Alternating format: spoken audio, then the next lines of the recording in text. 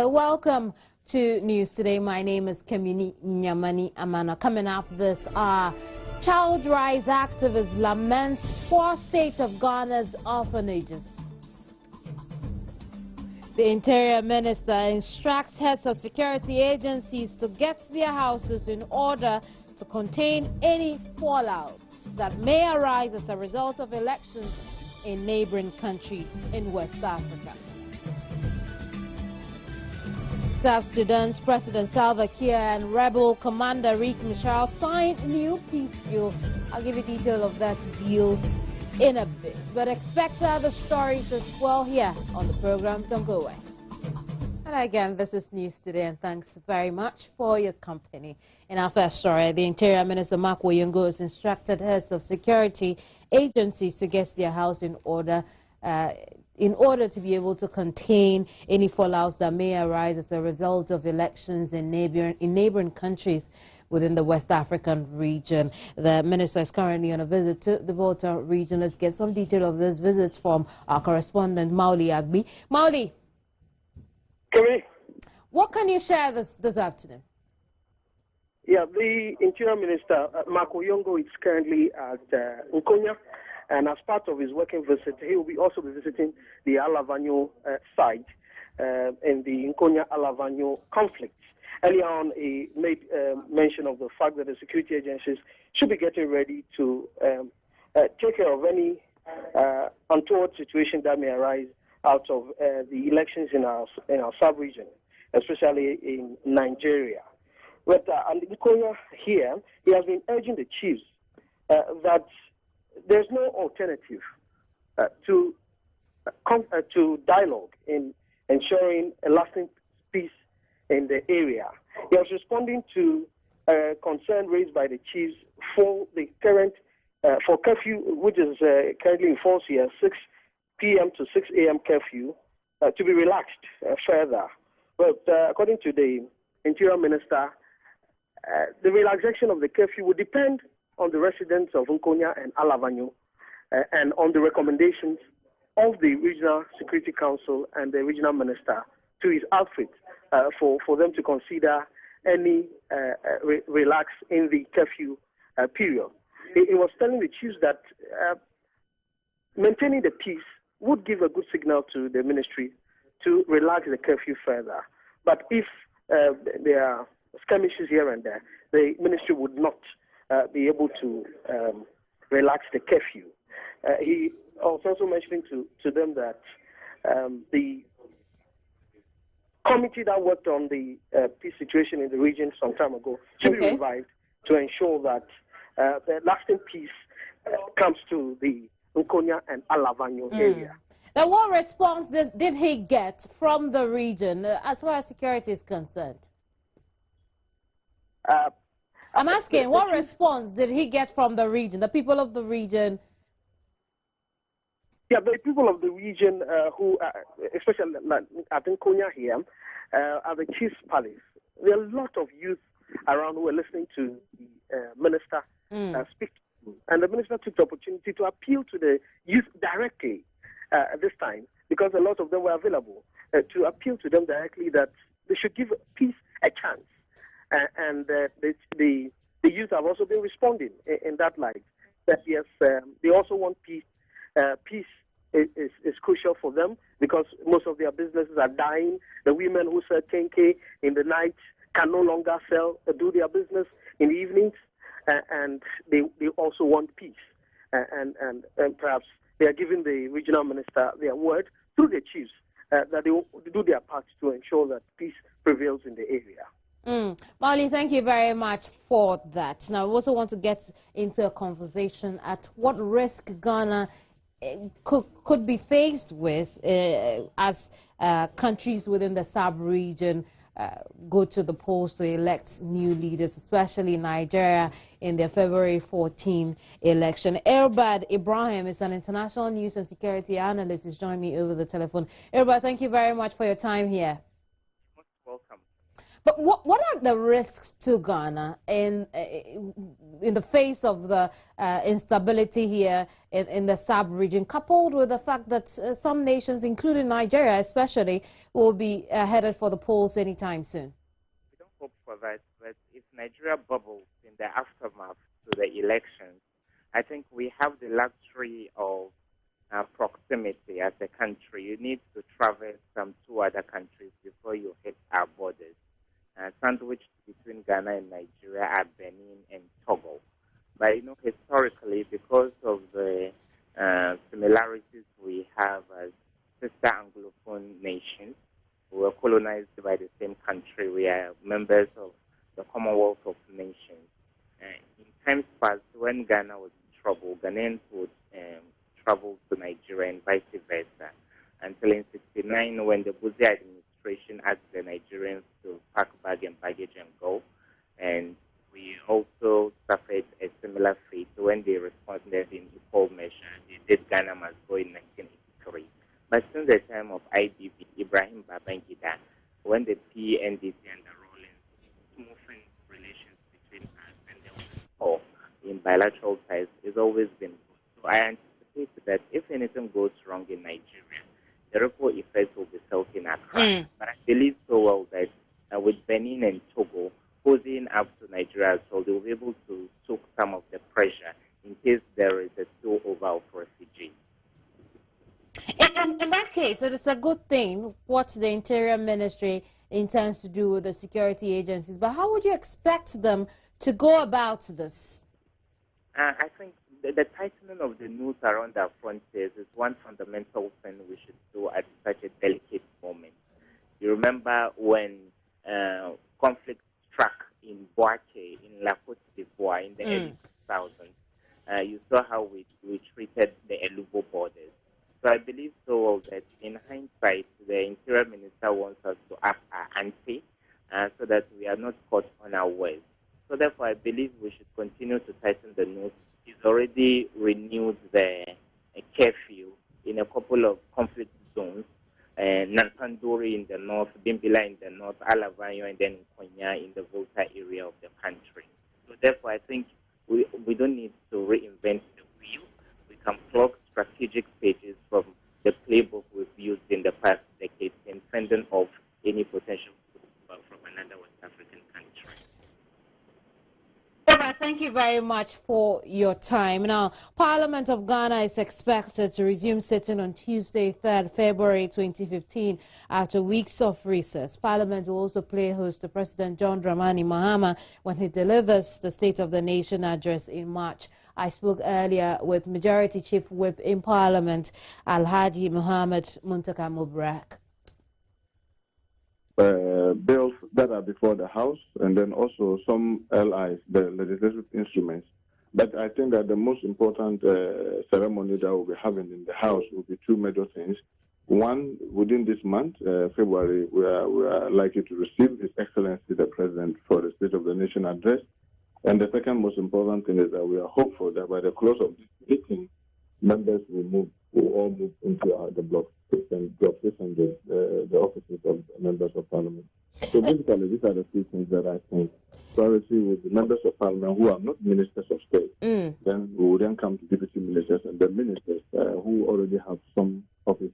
But our wish is that everybody, whether minister or no minister, will have office within the presence of Parliament. So we are working hard at it to see what divisions could be made in the leadership offices, the current leadership offices, whether there should be some way of grouping, just to make sure that everybody, whether minister or no minister, has some place to sit in Parliament as office.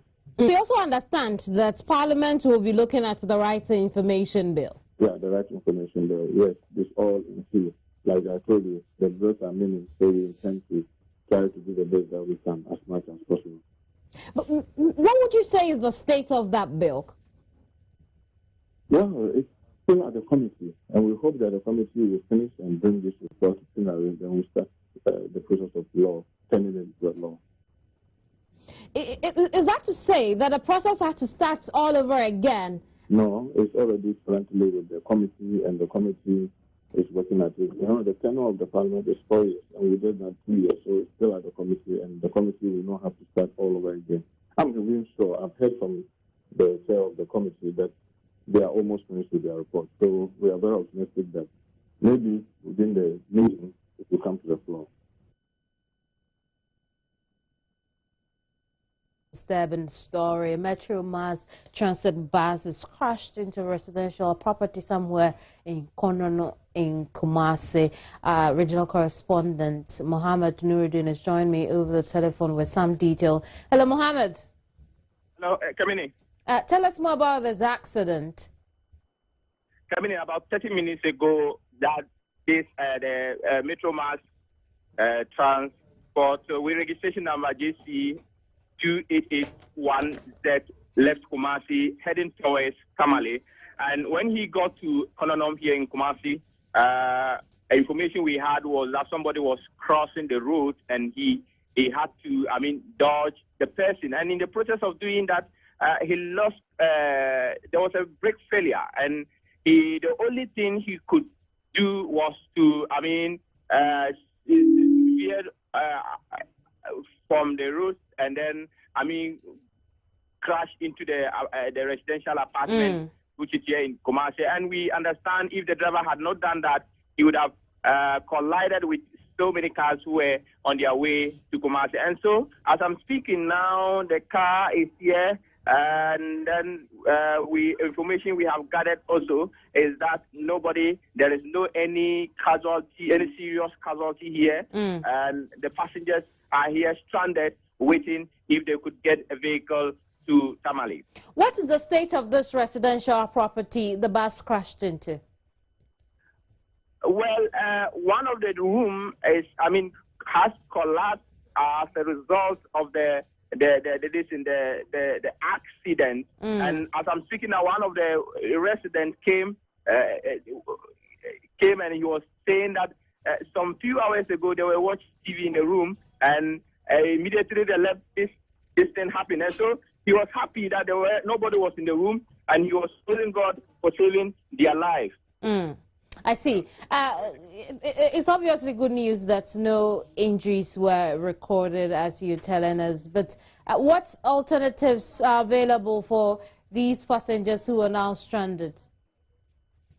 Well, we understand in the moment a transport will be here to take them to Tamale, and I can see some of them packing their things out of they are taking their things out of the car. And I would like to talk to one of the passengers here. He would be able to tell us exactly what happened because he was... Go ahead quickly. Hello, your name? Dominic Obina. You were in a car. Can you please tell me exactly what happened? All right. We just 30 minutes when we set off from Bantama, we got a place called Afrancho, Pronom, and the driver was trying to save a small girl who was trying to cross the road. So in the course of that, he came out of he crossed the pavement, and the pavement, he had a flat tire. So in the course of that, he was trying to manage or direct the car. So he got to a place, he hit the wall and he broke it. So we rushed to a home over there. That is what really happened. But no one, only the driver injured. So I think that is what really happened over there. Right. Okay, when I came and I saw the car, I entered this car, I saw that part of the screen is broken and some other part of the car. I mean, did any of apart from the driver, did any of the passengers get got?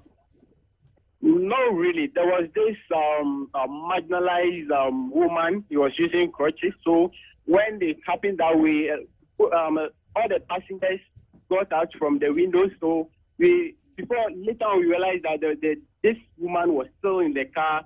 So we rushed her to the hospital. Yeah, that is. Thank you very much for your time coming in. That was one of the passengers who is also on board to Tamale, and he has just narrated what happened here at Kononom in Kumasi.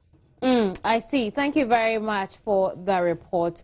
Mohammed Nuruddin joined us from the Ashanti region. Now, Countryside Children's Welfare Home, an orphanage with more than 100 children at Ewutu Bodrasi in the central region, is in the news for the wrong reasons. At the orphanage, the children are forced to fast even in the midst of plenty.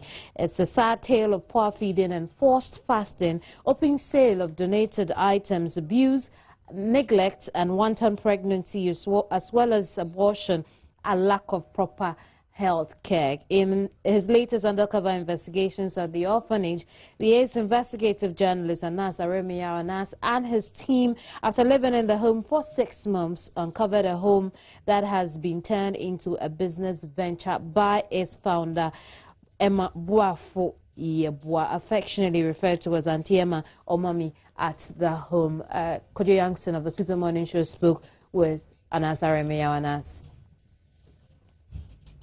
Yeah. Now, there was one aspect of the story that we didn't touch on before we went on the break, and the sounds that we have didn't quite capture that, but it was a scary, scary part of the situation. It was how the young girls at these orphanages were suffering abuse. Tell us what you learned. If you watch the documentary, and you should also see exclusive pictures of that in the Crusading Guide as well as the graphic, because it was a collaboration between us and the graphic. Yes. You would realize that the girls, there's talk of a lot of abortion that happened within the home. You would also realize that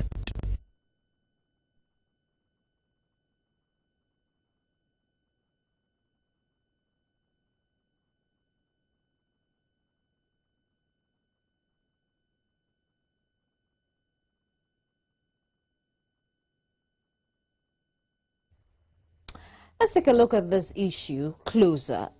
Joyce Opoku is human rights lawyer, and she's joined me over the telephone. Joyce, thank you very much for your time on the program. The full name is Joyce Opoku Boateng, please. Joyce Opoku Boateng, that's fine. Yes, what do you think about this issue? Well, it's very pleasing and heartening to know that the media has taken this matter up and is highlighting some of these problems facing children in Ghana. It's not just in the orphanages, but children in Ghana is an issue that we all need to be paying attention to. When you look at the streets, on our streets, we have children as young as 7 years, 8 years selling in the busy streets. And these are all cases of human rights abuse of children. But, talking of this present issue, the Bodrasi orphanage, children in orphanages are regulated by law. If you go to the Children's Act, the Children's Act specifically says that a child in need, and specifically an orphan is a child in need, is entitled to special protection by the state and by the individuals who have taken up the parenthood. So a person running an orphanage is like a parent and has legal obligations to ensure that the child is, protected, has the best interest of the child is protected. And by best interest of the children, the right to education, the right to shelter, clothing, the right to be children from... All of these rights of the children who lived at the home in Bodrasi have been abused, and it's more sad to know that the perpetrators of this act are still walking free. What interpretation do we give to the fact that they're still walking free? Well, I mean, it has to be reported in the first place. The law says that any person who comes to learn of these abuses must report to the Social Welfare Department. And in every district, there's a Social Welfare Department. The district assemblies must all have Social Welfare Departments.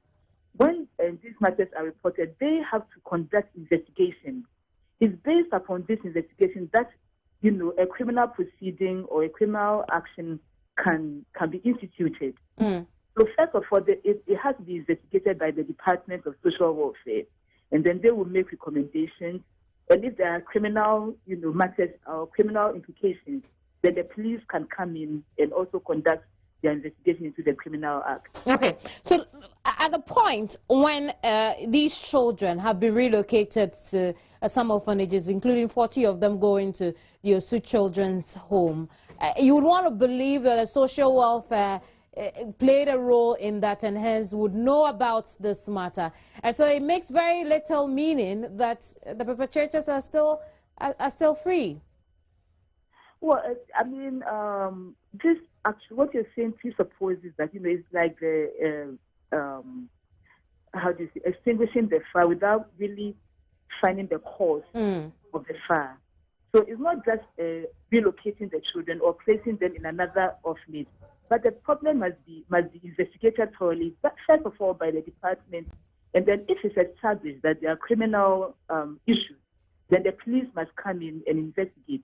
So I think the action by whoever, just removing the children from that home to another home is not the solution to the problem. But are there any criminal acts in this particular expose where the donated items were sold off, the children were starved, some of the children engage in sexual activities for monetary returns?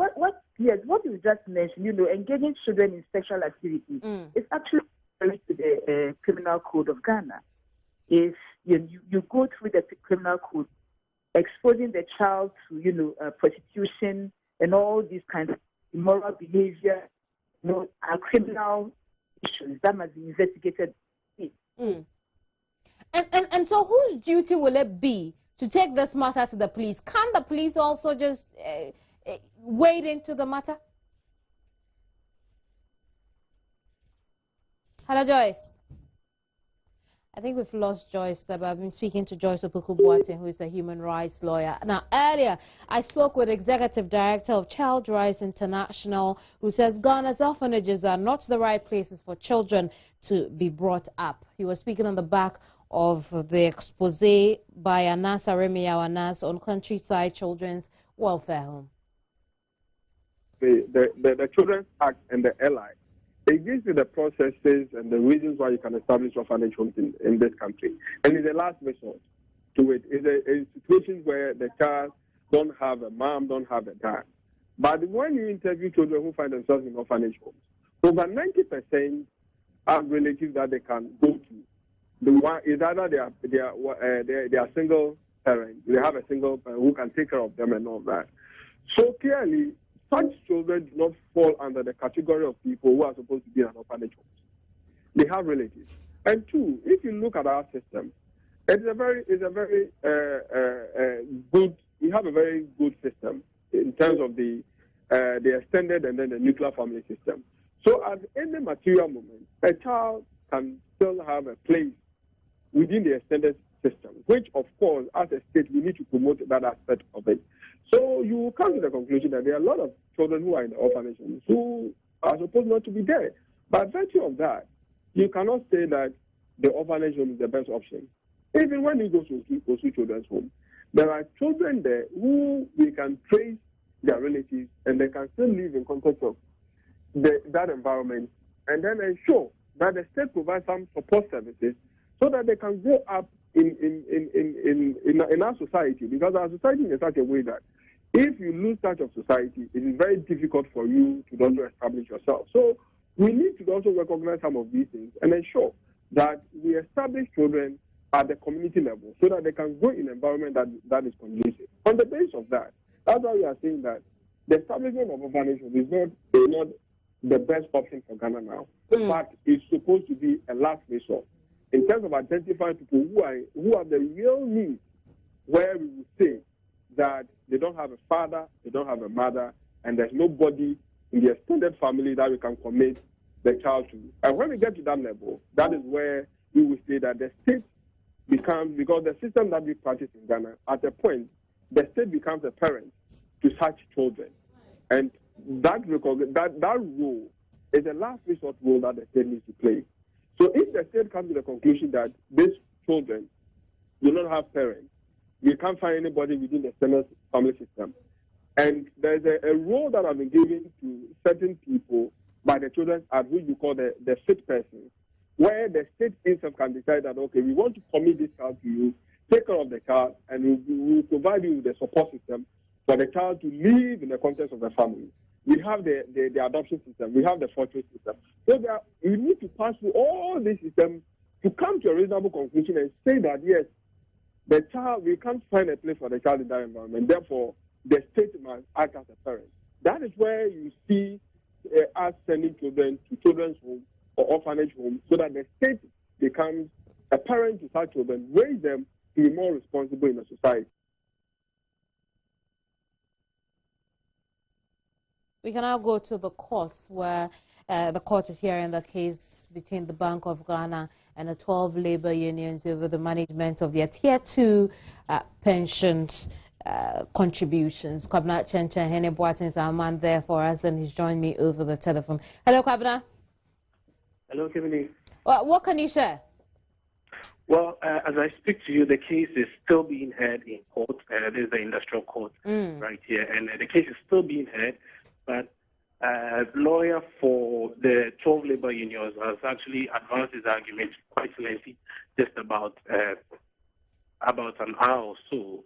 And as things stand now, the lawyer for the Bank of Ghana is now making the case. Now, this is not a substantive case. Mind you, the substantive case is actually a summons for directions that was actually brought to court by government. Government has actually issued the labor unions, the 12 labor unions, and is seeking interpretation as to whether or not who is to manage what and who has the right to declare what or manage what or withhold which information. That's actually the substantive issue. But this issue was actually premised on the situation whereby the 12 labor unions actually counter-sued. They actually sued, said it's better to have the NPRA and the Bank of Ghana join the suit that they have been taken to court. So the case is still being discussed, like I said. Now, the Bank of Ghana's claim here is that they do not owe any explanation to the various labor unions. They deal directly with government. So there's no need for them to be joined to this suit.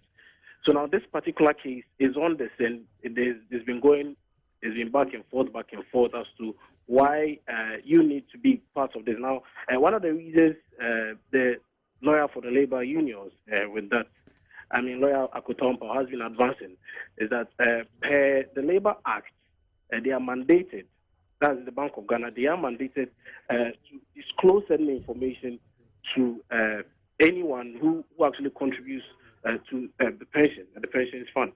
So now, what this means is that should this be granted, should the courts go ahead and grant this particular relief that the Bank of Ghana, the labor unions are seeking, certain information can now be available. For instance, much has been accrued in this particular pensions thing, whether or not the money is being purportedly speculated by the NPRA and a few other courts are actually the case. So they are still back and forth on this particular issue. And thank you very much for the information. Kwabena Chenchen Hene Boatin joined us from the industrial court here in Accra. There's more to come here. Don't go away.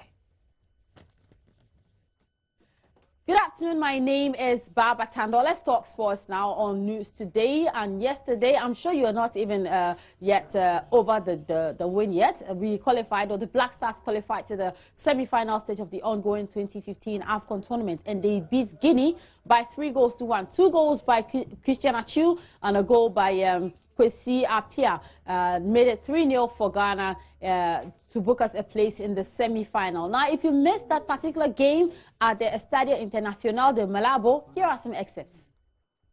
We see Ghana on the attack, just bringing the ball out wide, using Apia, who will run around for 90 minutes without any issues at all. Will he get his shot in? Nice little pass, that's not bad at all. And the flick there, is it going to be a good chance for Ghana? They've taken the lead, 4 minutes in. Atsu is the man. Good chance for Ghana, there it is, goal number 2. Look at that, a mistake, and on a little bit of a jig and a dance following that second strike. But now let's have a look at that again. Look at this back pass. Oh my word. The clearance was just awful. With 30 minutes remaining now in normal time. Of course, we know this can go to extra time. It can go to penalties. And that's going to be an infringement cone. Hit over to that far side. Good chance for a cross coming. Oh, that's beautiful! Oh my word! That was just sensational. What an incredible goal! And it's number 2 for Atsu. And he meant it. That's the great thing about it. What an extraordinary shot. Absolutely sensational, incredible, I mean, stunning, call it what you want. But let's go on to the phone lines now and speak to Dela Liatiasi, who is one of our correspondents in Equatorial Guinea. Hello, Dela, good afternoon to you. Hello, Dela? Okay, Dela will be back on the phone, but just before then, after yesterday's game at the mixed zone, midfielder Andre Dede Ayew spoke to our cameras. Difficult game. We managed to get the results on an early goal. We are quite happy because we knew that we were going to suffer. We had a great job. We had a clean sheet. Now we need to continue like that. I think what's important is that we shouldn't get solely headed. We haven't done anything. Now we are in the semis. We have to do everything to get into the final. But Ghana has done a great job today, and I want to congratulate the squad. Yet another semi-final. Yet another semi-final. Yeah, another semi-final. Like, as I said, that's why I'm saying that we don't want to get swollen-headed. We want to take it easy. It's a very difficult game on Wednesday. That's Thursday? Thursday. Oh, okay. On Thursday, we need to prepare and be ready for that game. What do you know about the Equatorial Guinea team? We know there's a good team with some few other games, so they have good players. And if they are in the semi-final, it means that they are very... All right, so that was midfielder Andre Rami Morgan Ayew. Now let's get back onto the phone lines and speak to Dela Liatiasi on updates of skipper Asamoah. Hello, Dela, good afternoon to you. Yeah, good afternoon, Rashida. Dela, what can you tell us, what's the latest on the injury situation of skipper Asamoah? Well, I just spoke to the management committee chairman of the Black Stars, George Free, just about some 10 minutes ago. I went to the team hotel, but I could not really get access into the hotel itself, so I called him online. And he tells me that they are still yet to receive the MRI scan report on the extent of the injury. But from what he saw this morning, it doesn't really look very good. Asamoah is still in pain, and they are hoping that he's going to recover. But what he tells me is that it doesn't look good at all for him. But we have 3 days more to go, so probably if the results come, we'll see how Dr. Baba and his team are going to work on him. That's the latest on Asamoah. But just to feed you on other things happening over here in Malabo, in Equatorial Guinea.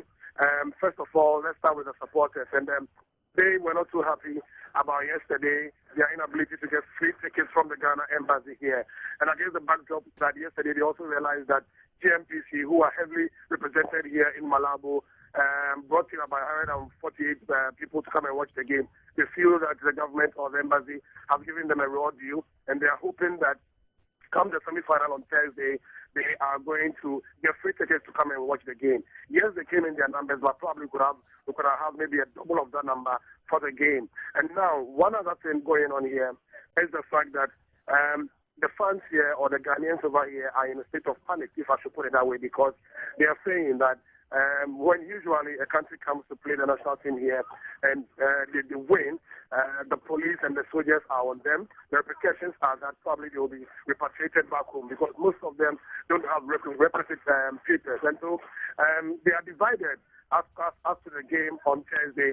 Some are saying that, well, a win for Ghana will be good, while others also feel that a loss will mean that probably they will have to be repatriated back home. That is what is happening over here now. But I will say that in all said and done, today the Black Stars, those who played the game yesterday, had a recovery training this morning around 10 a.m. Now, this evening at 5 p.m., those who did not play are going to train separately from those who did the recovery training today. And that will be at 5 p.m. But then the news is that Asamoah's condition is not the best at all. Dela, talking about Asamoah, do you have any idea if the placenta healer, Mariah Kovacevic, is still with the team? Yes, Maria is still with the team. I guess she'll be with the team until we come back home. She's here to do a job. I don't know what exactly she'll be doing on Asamoah, but she's here with the team. And we are hoping that probably they could do something about the situation. But she's here.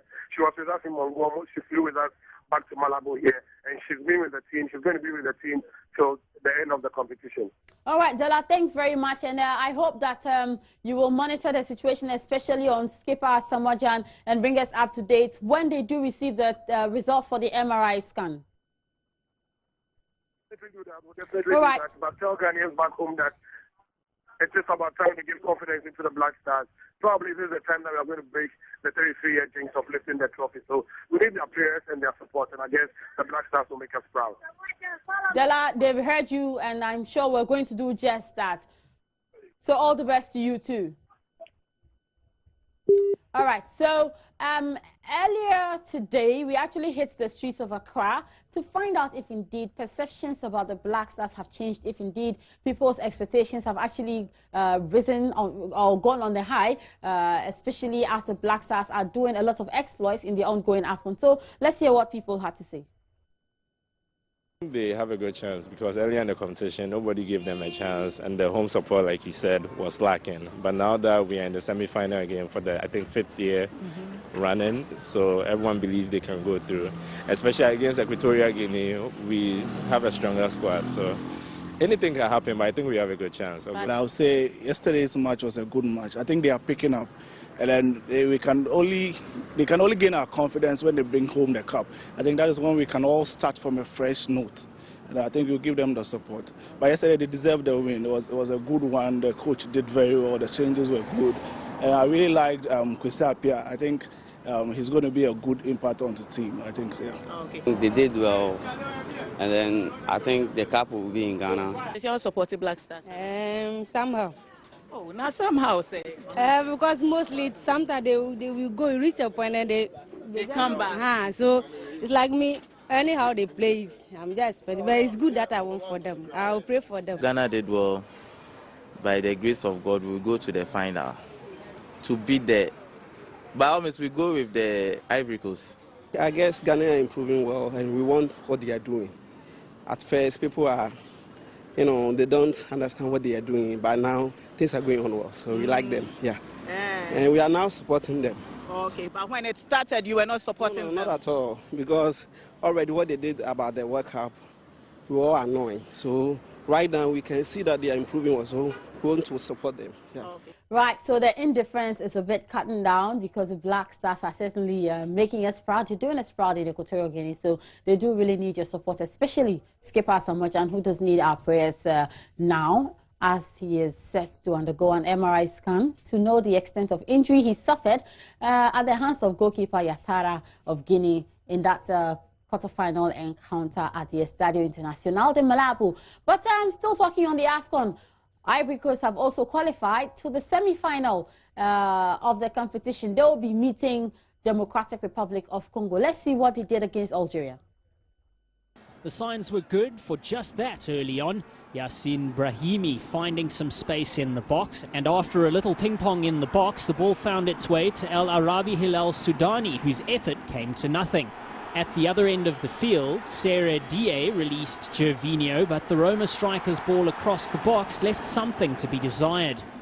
10 minutes later, Hervé Renard was pulling his hair out on the sidelines when Serge Aurier was unable to get the ball beyond the frame of the goal. That, though, would not matter just 2 minutes later. That's a great cross. Come on, this is excellent stuff. That went in. It was strange. It came straight back. To wait long when they returned to the field, though, for the match to be level. Oh, it's a great chance. Surely it's going to be a goal. Algeria have equalised. Great bit of skill. Look at that. Sudani does the damage. Inspired a brilliant set-piece play between Manchester City teammates Yaya Toure and Boni. Free kick comes in. There it is. There's the goal. What a wonderful header. Highest international scorer in the current Algerian setup, Slimani Islam, was brought on, and his introduction brought all sorts of trouble the way of Cote d'Ivoire. But in searching for the equaliser, Christian Gourcuff's men were caught on the break as Gervinho put the cherry on top of his side's qualification. Right, so that was how the cookie crumbled on that game between Ivory Coast and Algeria, with Ivory Coast also booking their place in the semi-final. So these are the fixtures for the upcoming semi-final matches. On Wednesday at the Estadio de Bata is Ivory Coast up against the Democratic Republic of Congo. And then on Thursday at the Estadio Internacional de Malabo is Ghana up against Equatorial Guinea. That's the host nation of the ongoing AFCON 2015. So we'll see how things go, but we'll definitely be back to give you more updates, especially on Ghana's captain Asamoah Gyan on his injury situation. He's undergoing an MRI scan now, and then we'll see what happens. All right, 2 p.m. right on this channel, Soccer Rocks will be on. We're dissecting the Black Stars game against the Guineans, and of course, lots of behind-the-scenes stuff that you'd rather not see or hear from anywhere. Stay tuned. Soccer Rocks will be on at 2. But for now, Kemini Nyamani Amano comes back with the rest of the news. Good afternoon.